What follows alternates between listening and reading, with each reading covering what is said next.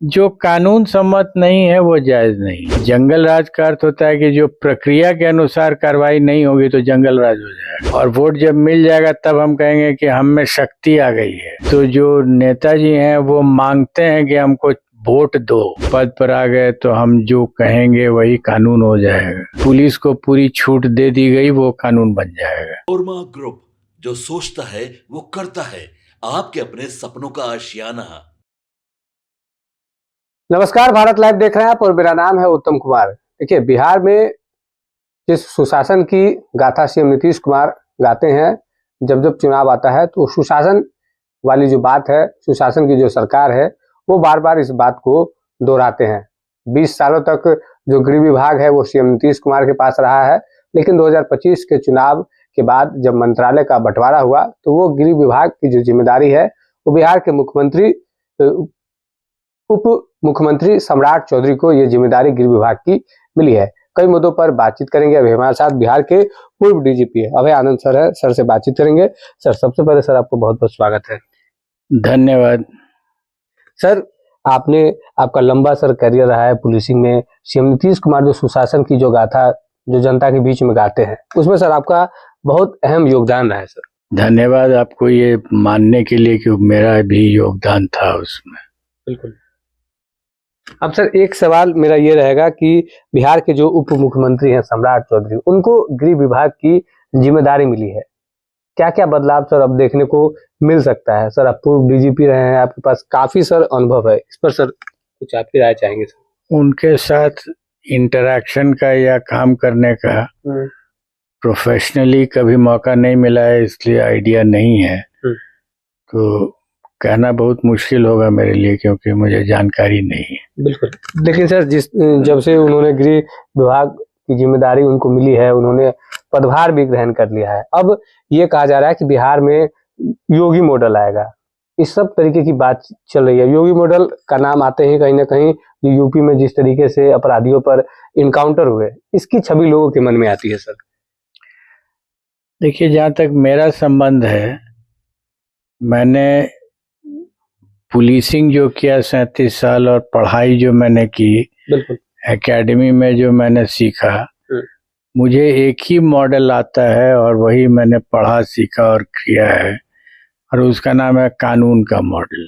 बिल्कुल। जो भी मॉडल समाज को देना है वो असेंबली और पार्लियामेंट से पास कर दीजिए, अर्थात विधायिका से पास करा लीजिए। वो मॉडल सर्व साधारण को जानकारी होनी चाहिए, चूंकि आप कानून को पढ़ के समझ सकते हैं कि मॉडल क्या है। किसी नेताजी के वो चाहे कितने भी बड़े पद पर हों, उनके मुंह से बोलने से मॉडल नहीं होता है। बिल्कुल।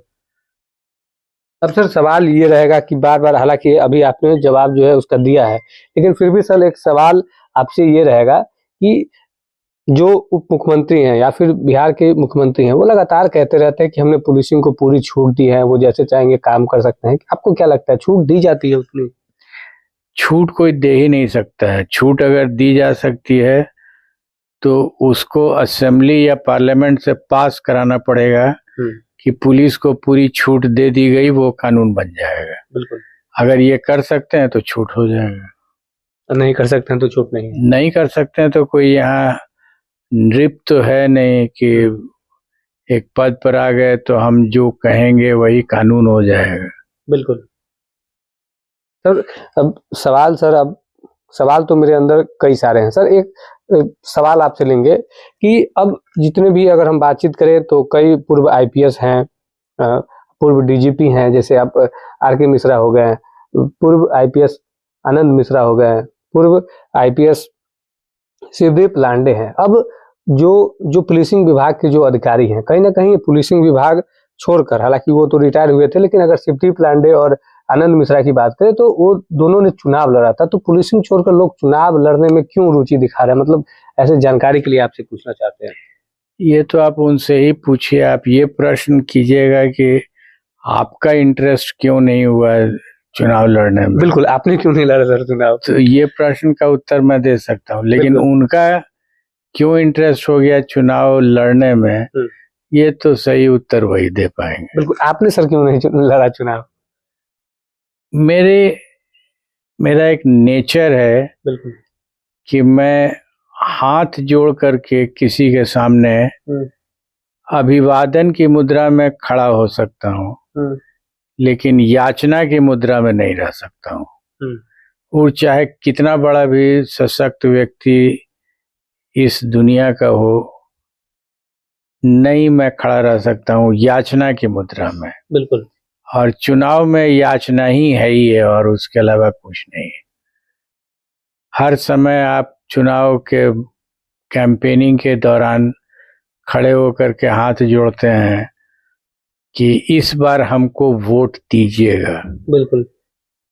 तो ये याचना है। और मैं ये मानता हूँ कि मैंने कोई ऐसा कुकर्म नहीं किया है कि मुझे याचना करने की जरूरत पड़ेगी। मैं ये मानता हूँ कि मेरे पास कुछ है, सब कुछ तो नहीं है। जैसे मेरे पास ज्ञान है फिजिक्स और मैथमेटिक्स का, बिल्कुल, जो एक पर्टिकुलर काम में लगाया जा सकता है, वो है आईआईटी की परीक्षा को क्वालिफाई करने के लिए। गरीब बच्चों को अगर हम वो दे करके, और वो भी शौक से देते हैं और बिना कुछ लिए हुए देते हैं। बिल्कुल।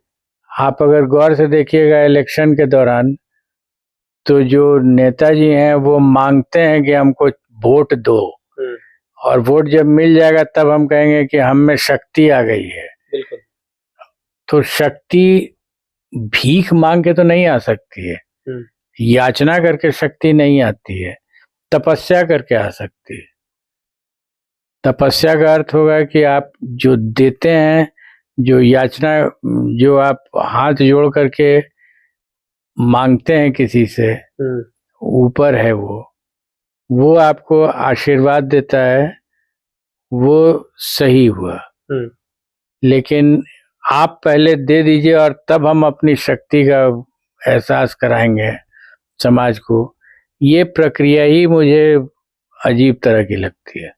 इतने साल के सर पुलिसिंग कैरियर में सर कोई ऐसी चीज रह गई हो जिसका आपको मलाल हो कि ये चीज हम नहीं कर पाए? आदत नहीं है पीछे घूम के देखने की। जी सर। मलाल तब होता है जब आदमी पीछे देखता है, तब लगता है कि जिस दिन मैंने रिटायर किया, जिस दिन, उसी दिन मैं करीब करीब भूल गया कि मैंने पुलिसिंग की थी। जो बच गया वो फिजिक्स का पी था, पुलिस का पी मैं भूल चुका हूँ। सर एक सवाल रहेगा सर, बच्चों को पढ़ाने में, मार्गदर्शन करने में सर आपकी काफी रुचि रही है। अगर सुपर 30 की बात कर ले, रहमानी 30 की बात कर ले, आप जो सर आईआईटी जेईई के जो बच्चे होते हैं उनका सर मार्गदर्शन आप अभी भी करते हैं। ये सर काफी अच्छी बात लगी जब हमको ये पता चला। पहले भी हम जानते थे लेकिन हमको ये नहीं पता था कि अब आप अभी भी आप लोग बच्चों को गाइड कर रहे हैं। एक वाक्य में अगर कहूँ तो फिजिक्स और मैथमेटिक्स में नहीं पढ़ाऊँ गरीब बच्चों को, भी आईआईटी के लिए जो प्रिपेयर कर रहे हैं, तो खाना नहीं पचेगा। बिल्कुल। आप सोच सकते हैं। और वो भी ध्यान दीजिएगा, मैं किसी से, इधर किसी बच्चे से या किसी संस्था से उसके एवज में पैसा लेता हूँ। रिटायरमेंट के बाद भी नहीं लेता हूँ, और अपने शौक से पढ़ाता हूँ। उनको फायदा हो रहा है, वो आईआईटी पहुंच रहे हैं, गरीब हैं, आईआईटी पहुंच जाते हैं, उनकी जिंदगी बन जाती है। सर एक सर मेरे मन में सर सवाल आया कि जब हमें पता चला कि सर आप आईआईटी जेईई के बच्चों को गाइडेंस करते हैं, मेरे मन में सर एक क्यूरियोसिटी हुई कि सर यूपीएससी से आए हैं, यूपीएससी के बच्चों को सर क्यों मार्गदर्शन नहीं देते हैं, आईआईटी जेईई वाले को क्यों दे रहे हैं? मतलब मेरे मन में क्यूरियोसिटी है सर। ये यूपीएससी में आकर के वो क्या करेंगे? किसी का आदेश बजाएंगे और क्या करेंगे? जो आईआईटीएन बनेगा वो कई लोगों को जॉब दे सकता है। बिल्कुल। अगर किसी का नौकरी भी किया कॉरपोरेट का, तो कुछ दिन करेगा, छोड़ के तुरंत दूसरे में चला जाएगा। लेकिन यहाँ जो आ गया वो तो फिर बंद करके नेताजी की बात सुनता रहेगा और जी हाँ करता रहेगा।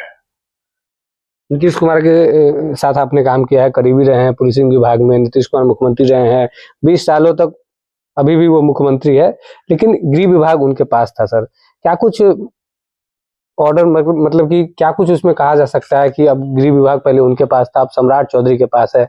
गृह विभाग होते हुए श्री नीतीश कुमार ने जो सुशासन की जो बात वो लगातार कहते हैं सर, और इस चुनाव में भी अगर देखा जाए तो लोगों के मन में जो जंगल राज की बात सर कही गई, आप रिटायर हो चुके हैं पुलिस विभाग में सर, जंगल राज की जो छवि लोगों के मन में बनाई गई सर, ये कितनी सच्ची है, क्या हकीकत है सर इसका? जंगल राज शब्द का अर्थ होता है कि अपराध जब हो जाए उसके बाद सरकार कानूनी प्रक्रियाओं का पालन करते हुए गाड़ी को आगे बढ़ाए, एफआईआर दर्ज करे, अनुसंधान कराए, ट्रायल कराए, अपील को देखे, रिवीजन और लॉजिकल एंड जिसको बोलते हैं, क्रिमिनल जस्टिस सिस्टम को एक लॉजिकल एंड तक सरकार अगर पहुंचा दे, बिल्कुल, तो वो हुआ सही तरीका। बिल्कुल, जंगल राज नहीं हुआ वो। जंगल राज का अर्थ होता है कि जो प्रक्रिया के अनुसार कार्रवाई नहीं होगी तो जंगल राज हो जाएगा।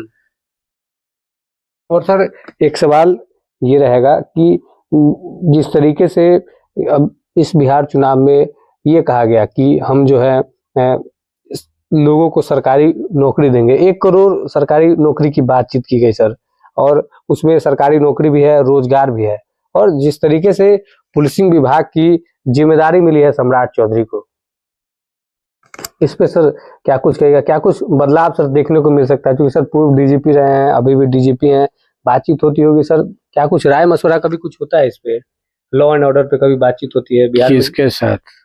अभी जो वर्तमान सर जो डीजीपी हैं, कभी बातचीत हुई? जिस तरीके सर अपराध कंट्रोलिंग पे बातचीत होती है लगातार, जब से सम्राट चौधरी ने पदभार ग्रहण किया है, अब लगभग 1200 से 1400 जो माफिया हैं, भू माफिया, शराब माफिया, इन सब का लिस्ट बनाया जा रहा है, बन भी गया है लगभग। हर आदमी का अपना तरीका होता है काम करने का। मेरा अपना तरीका था काम करने का, सुनते थे सबकी, करते थे अपनी। मेरे दिमाग में जो सही होगा और वो कानून के सम्मत होगा, बिल्कुल विधि सम्मत होगा, लेकिन विधि में कौन सा रास्ता निकलेगा ये मैं अपने दिमाग से काम करता था।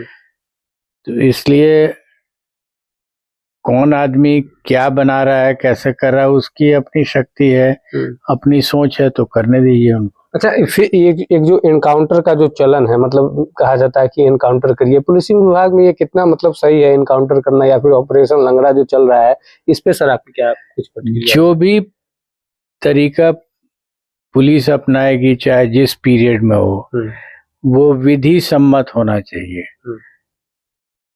पुलिस में अपनी कोई शक्ति नहीं होती है, वो शक्ति विधायिका देती है पुलिस को कि लो तुमको हमने कानून बना के दे दिया, इस कानून का उपयोग करके और पुलिसिंग करो।